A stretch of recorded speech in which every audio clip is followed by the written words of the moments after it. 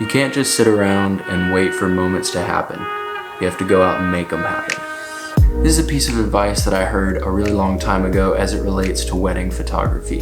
But this is something that I have applied to my life and to my work in many ways.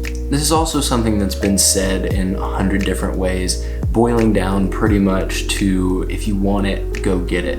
If you want to take that picture, make it happen. If you want to make that video, make it happen. If you want to work with that person, make it happen, etc. All of these things share one fundamental thing in common. It's that nobody's handing it to you. You have to make it happen. And going through my work and my life with this little phrase in mind has made a huge difference in how I approach things and in what I decide to do. A few years ago, I lived in Memphis for a year, and when I first moved up there, I was on about a 2-year break from photography. I hadn't picked up my camera in almost 2 years at that point. I had sort of just lost interest. I wasn't finding anything that inspired me, and I wasn't really booked for shoots because I wasn't advertising myself as somebody that did that. I was really just waiting around for someone to come up to me and say, hey, you take pictures, let me give you money.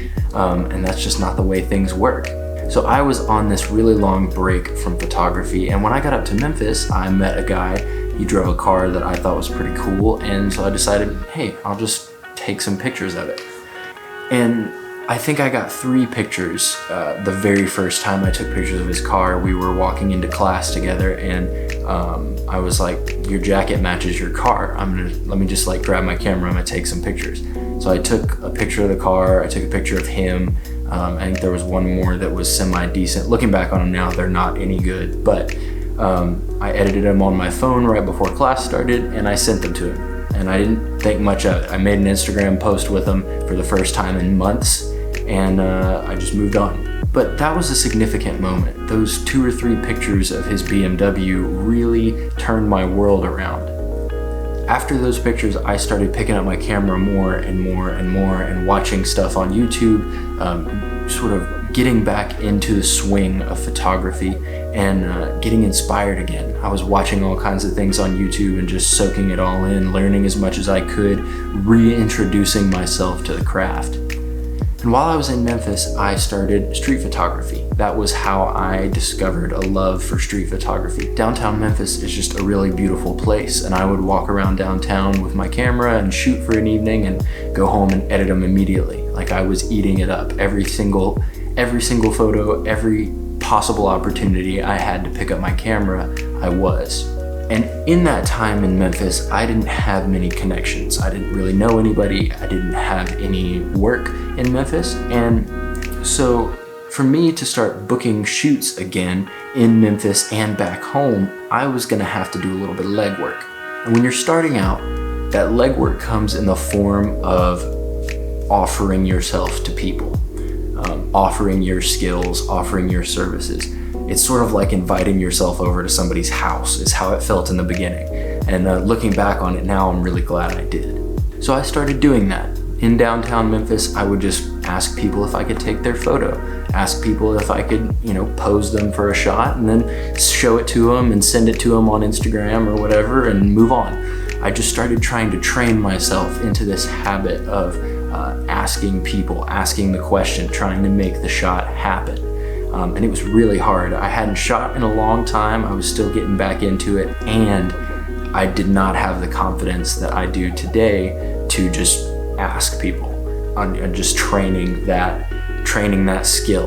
But when I came back home from Memphis, I approached my city with a totally new outlook on things. I started this project that I carried on for almost a year called Fun Row Friday. This is where I went around local businesses and shot pictures and then did a little write-up about them, just sort of introducing people to them that may not have heard of them before. And I did this for a ton of places, landmarks in Monroe, West Monroe, local businesses that do a lot for the community, and just interesting places. And to make that work, I had to walk into a lot of places and say, hey, this is what I'm doing. Do you mind if I take photos? Can I pick your brain? Would you like to be in a photo? Like, I had to do a lot of cold calling, so to speak. So after I completed and wrapped up Fun Row Friday, I had made connections with a lot of places in my area, lots of local businesses and people that are associated with these landmarks.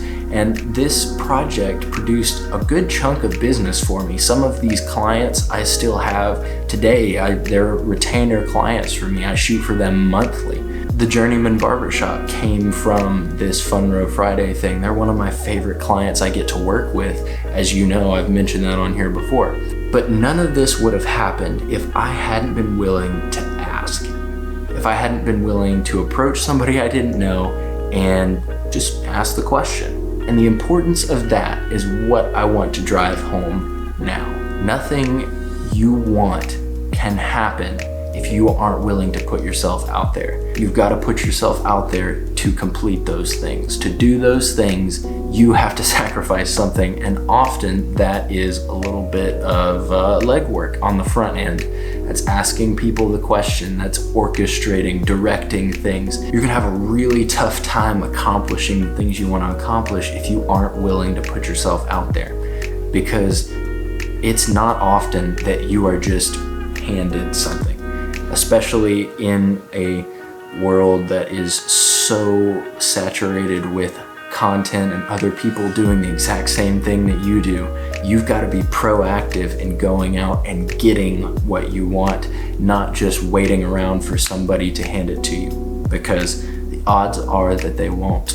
But you should see that as an encouragement. I was losing my mind waiting around for somebody to hand me stuff, and it never happened. And I was wondering what I was doing wrong, or wondering if I wasn't very good at what I was doing and all that kind of thing. When in reality, I wasn't being proactive. I was being entirely passive, just sitting back, waiting for it all to line up perfectly, and I didn't have to do anything.